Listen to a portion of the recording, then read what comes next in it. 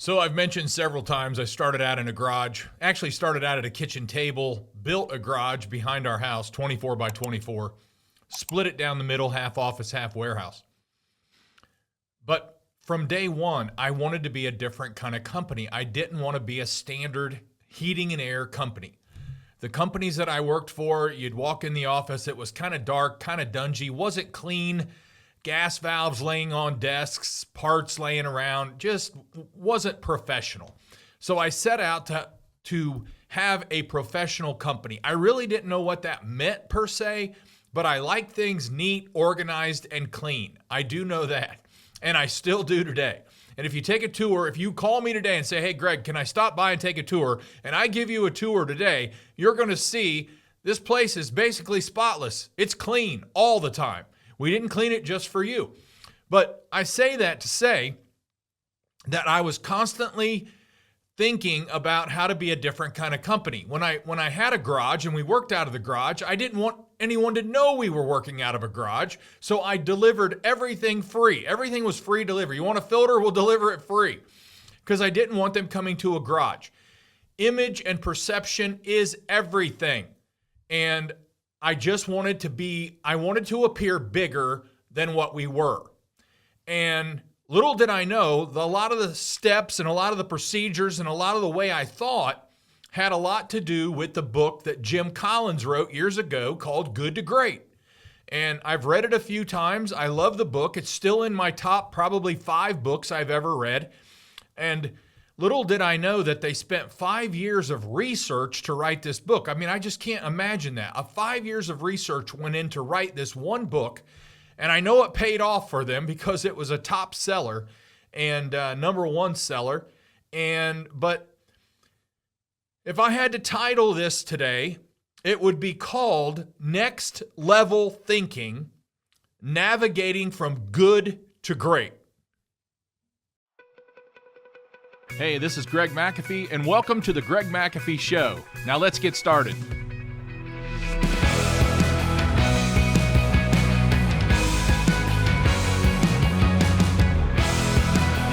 Welcome back to the Greg McAfee Show, where we discuss steps to successful entrepreneurship, how to take your business to new heights, and ultimately follow your dreams.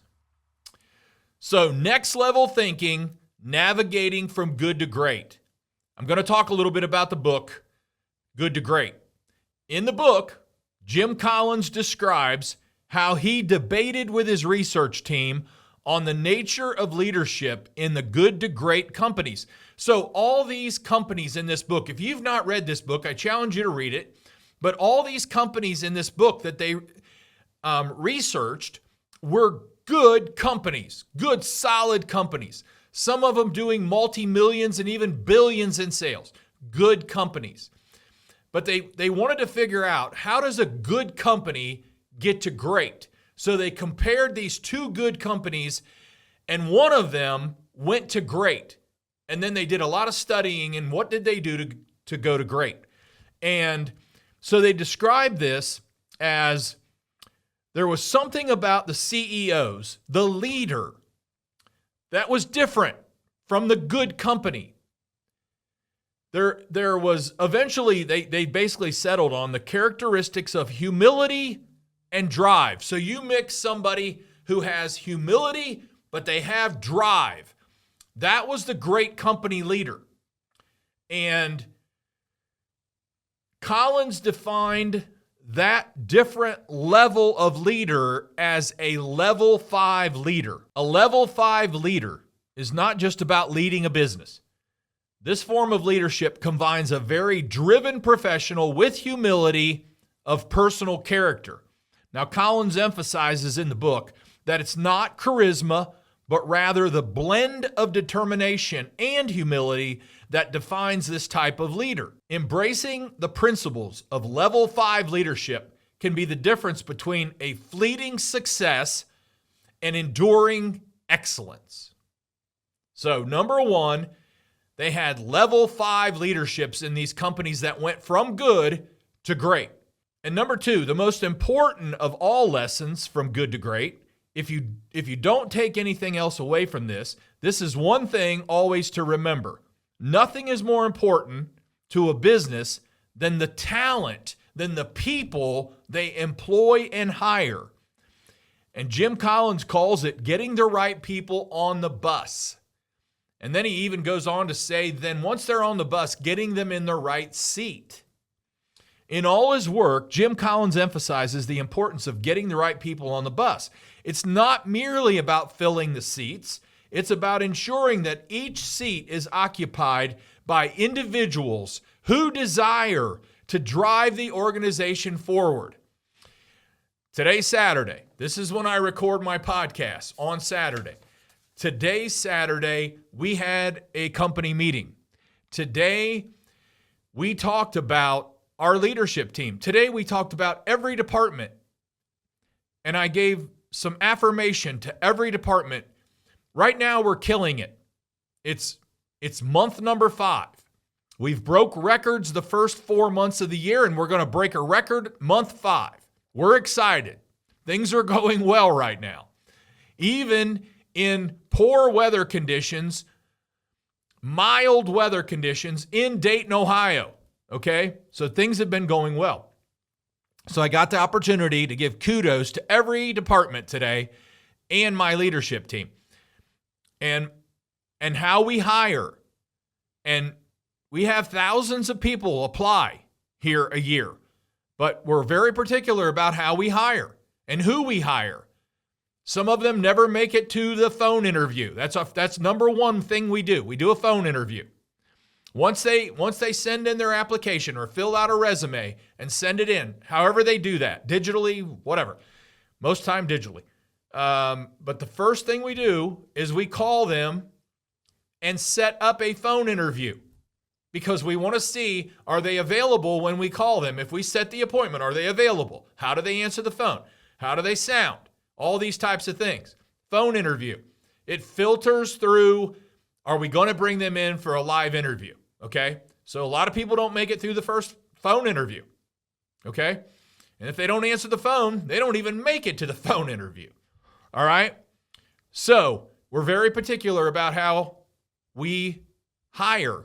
We want the right people on the bus, and then we'll figure out what seat they go on. Based on their talent, based on their motivation, based on what they want to do. All right, Collins and his research illustrate the need to confront the brutal truth as well. And he describes the experience of Admiral James Stockdale, which you can see here. He was the highest ranked American prisoner of war in the Vietnam War. And in Good to Great, calling it the Stockdale paradox, confronting brutal facts. So these leaders, or these companies that made it from good to great, were not afraid to confront the brutal facts. Stockdale was locked up for a long time, actually over 8 years. Many of the fellow prisoners gave up the will to live during this time. They were optimists, the ones who said, we'll be out of here by Christmas, or we'll be out of here by Easter, or we'll be out of here by my next birthday. Eventually, they ran out of hope. In contrast, Stockdale lived day by day, accepting the brutal reality of his situation. But he never lost faith. He never lost faith that he'd make it out alive. And he'd become a defining event of his life when he got out. So, like the other guys, he was very optimistic, but he didn't set a date. He did not lose hope. And good to great companies, they confront the brutal facts. They know their strengths, they know their weaknesses. They know their opportunities, they know their threats. And they confront them. They admit them, and they confront them. All right, the next one, good to great companies have a culture of discipline.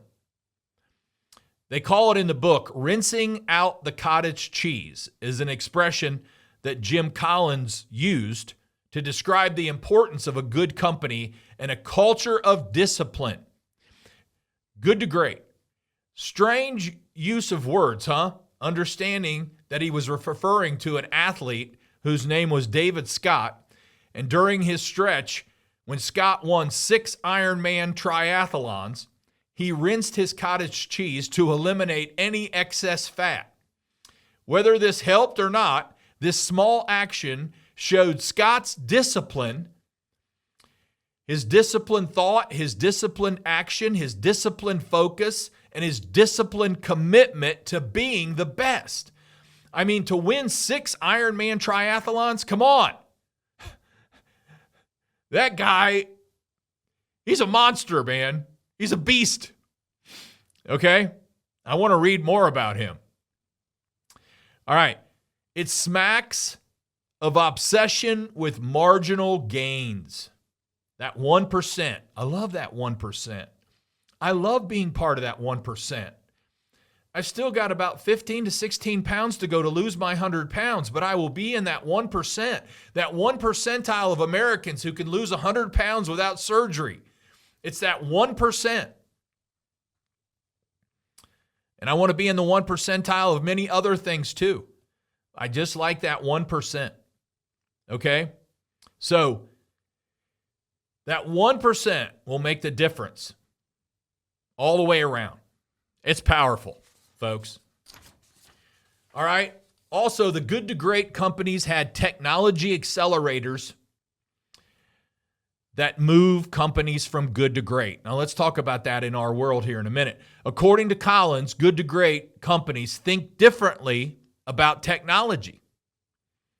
Instead, they avoid fads and focus solely on technology that can accelerate momentum. Whether it's first, I want you to think about this for your business. I'm talking rather to mostly small businesses who are in the home service industry, mostly. Some of you aren't, but mostly. And that can be heating and air, and that could be plumbing, and that could be electrical, that could be all three. That could be roofing, that could be landscape, that could be lawn care.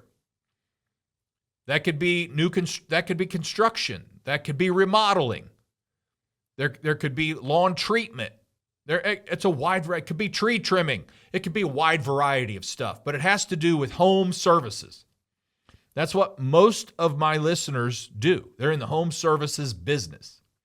So for us, whether it's just automation, actually having a computer, CRM software, inventory management software, cloud computing, online payment processing, online payroll services, social media, or AI, which a lot of people are scared of. The top leading companies use this stuff. They're not afraid of it. They use it as a tool to advance, to be the best. We're not going backwards, folks. We're only moving forward. We'll never go back. See, there is no quote normal. And there's only next. Okay? And we're moving forward. That's where we're going. We're not going back.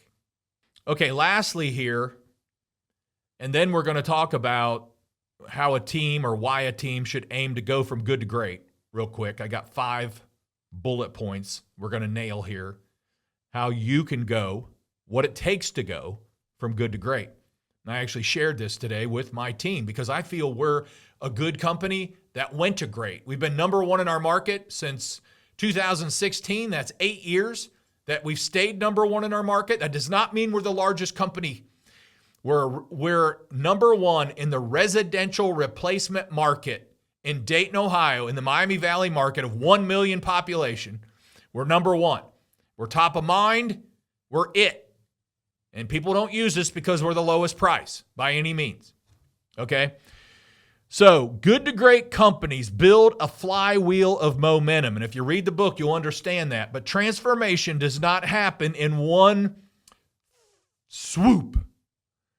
You got to get that thing going. There's no single big action or killer innovation or miracle moment. No good company went to great by doing just one thing. Instead, Colin describes it in the Good to Great. It's more like relentless pushing of a giant heavy flywheel.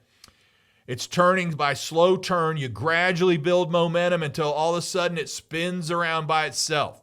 And then it spins around by itself. And I thought about this.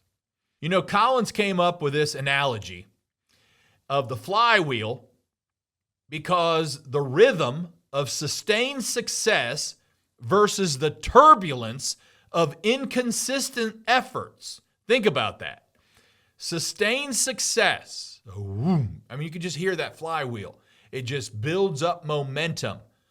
The more you achieve success, the more momentum. You get that big mo going, man, that flywheel's moving by itself. Then I thought about after some time of building a strong leadership team, which I said this morning, kudos to my leadership team, it runs itself. You get that leadership team built, trained, modified, and that leadership team takes it from you and runs things. So you can step away, or you can do different things, or where you're not touching things as much. I think that's powerful. All right, folks, here's what we're going to do. We're going to hit these 5 bullet points explaining why a team should aim to go from good to great. And number 1, unleash your potential. Moving from good to great means tapping into the full potential of each team member. Do you know what each team member on your team's potential is? If you don't, you need to tap into it, and then you need to help them push boundaries, challenge status quo, and strive for excellence. That reflects everyone's best self. I told my team this morning, a lot of you guys are sitting on your talent. You just don't know how good you are. You've got to unleash that potential. When you unleash your potential, it's unlimited what you can do. It's unreal what you can do. And it also changes your attitude, because here at McAfee, we hire for attitude, train for skills. So you unleash your potential, it'll change your attitude. You'll think more positive than you do negative. And number 2, you have the competitive advantage when you go from good to great. In today's fast-paced world, just being good isn't enough to stay ahead. In my little world in Dayton, Ohio, with 1 million population, we still have close to 500 heating and air conditioning and plumbing companies. 500. We're number 1. But today, it's a very fast-paced world. Just being good enough will not get you very far. I talked about today. We're number 1. We can stand up here and look at my team. We can look at my team, and I can say we're number 1. You work for the number 1 HVAC plumbing company in Dayton, Ohio. How does that make you feel? Everybody said, that's what I want. I like that. I like being number 1. What if we were number 2? What if we were number 25? How would that make you feel? See, I said if I'm number 25 and I'm number 25 too long, I'm selling my company and someone else can run it, buy it, and do better than me, because I will not be satisfied with number 25. I won't even be satisfied with number 2. That would tick me off even worse. We're going to strive, we're going to work hard, we're going to figure it out to stay number 1. As long as I own this place, we're going to be number 1, Lord willing. All right, so elevating from good to great gives your team a distinctive competitive advantage. And it enables you to lead rather than follow in the industry. I mentioned just last week about we're always on offense. We're never on defense. You see, people follow us. We don't follow others. We're the leader. And we're proud of that. That's a level 5 leader right there. All right, number 3, it inspires innovation when you go from good to great. Great teams don't just meet expectation, they exceed them. If you're just meeting expectations, you're too comfortable. Get out of that comfort chair, get out of that comfort zone, and make things happen. Exceed expectations. This shift requires innovative thinking. You can't just think like an HVAC company and get very far. You've got to be strategic. You've got to be innovative. You've got to think different. It can lead to groundbreaking ideas. We sit around in a conference room and we brainstorm. How do we stay number one? How do we stay way ahead of number two? I don't want to just be close. I've went through a couple of years due to all this third-party surveys and all this stuff. I've been close to number two. I don't like being close to number two. Number two stinks. Okay? No pun intended. Number two stinks. I don't like them. Okay? I want to stay way ahead of number two.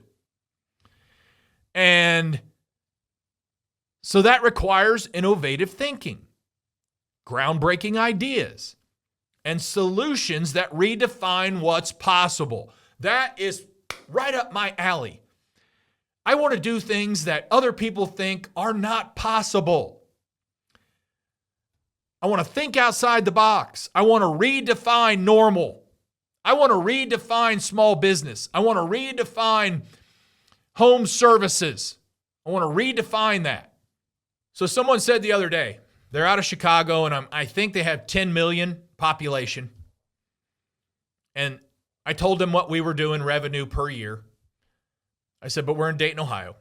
But I said, we have a $100 million mindset here at McAfee. That's how we think. We'll never be able to do 100 million in Dayton, Ohio. We might be able to do 100 million in Ohio. And he said, wait, stop. He said, time out. Called an audible on me. Whoa, wait a minute. I said, what? He said, but we're here in Chicago and we have 10 million in our population and we do this much and you're only 1 million. So multiply your gross sales times 10. You're much bigger than a $100 million mindset. I said, I've never thought about that. Of all the things I think about, I've never thought about that. Something that simple. But that encouraged me. Where your population, multiply it times someone who's in a bigger population. That's what you could do in their population. We would be there. They were a very great company in the United States. We would be as big as them if we were there, if not bigger. All right? Redefine what's possible. Number 4, when you go from good to great, you attract and retain better talent. Who wants to work for number 25? Who wants to work for number 250? I mean, I guess there's some guys out there that don't care, want to wear jeans and dirty t-shirts. That's where when you get into the hundreds and the 200s and the 300s, you're working for a Chuck and a truck, okay? And if Chuck and a truck's happy, then go get him, Chuck. But that's what you're dealing with. Because there's only a handful of companies out of 500 that actually have brick and mortar and run a professional managed business. So you attract and retain better talent. You get those high achievers. They're drawn to your environment. They're drawn to you. They're drawn to the challenge. And they like growth. They work for you for a reason. They come here for a reason. And when you aim for greatness, you create a culture that attracts and retains top talent who are eager to contribute and thrive. That's why I was able to give kudos to my team this morning. Every department was excelling. All right, number 5. You also get to leave a legacy. And that matters to me. Because at McAfee, we're leaving a legacy every single day. I flat out said this morning, we are much, much more than an HVAC plumbing company. We help more children and more youth and more families than I can count or need to count. If McAfee got swooped off the map one day, what would be missing in Dayton, Ohio, other than HVAC and plumbing? A lot of help for children and youth, which I have a heart for. because they don't get to pick where they live and they don't get to choose the atmosphere and culture they grow up in. So greatness has a lasting impact, and teams that are remembered are the ones that make a significant contribution to the community and to their field. And striving for greatness means building a legacy that outlives their immediate goals and sets a benchmark for others to aspire to. That's motivating to me. That's motivating to me. So how you go from good to great? You got to unleash your potential. You got to have a competitive advantage. You got to inspire innovation. You've got to attract and retain talent, and you've got to leave a legacy. Very important. I hope you gain as much from this as I do, because I absolutely love it. This is what I am. This is what I do. I want to be great. I don't want to be good. I was good for a while until I figured out how to be great. And I've read over 1,000 books. Books was my college. That's where I learned from. And I hung around with people much smarter than me, that ran much larger companies than me, and that were better leaders than me. Okay? I mean, I'm not that good. I just thrive and strive for excellence. And when you do that, you'll hit it. You can't be perfect, but like Vince Lombardi said, you can shoot for excellence and you'll hit it. Okay? All right, before we wrap up, if you're watching on YouTube, don't forget to like and subscribe below. You can also support this podcast by rating and reviewing on iTunes or your preferred listening platform. Keep listening. I'll do my best to keep challenging you. Don't forget to follow us on Instagram and Facebook at The Greg McAfee Show. No spaces, no underscores. Be sure to tune in next week. Again, I'll do my best to keep challenging you like I am today.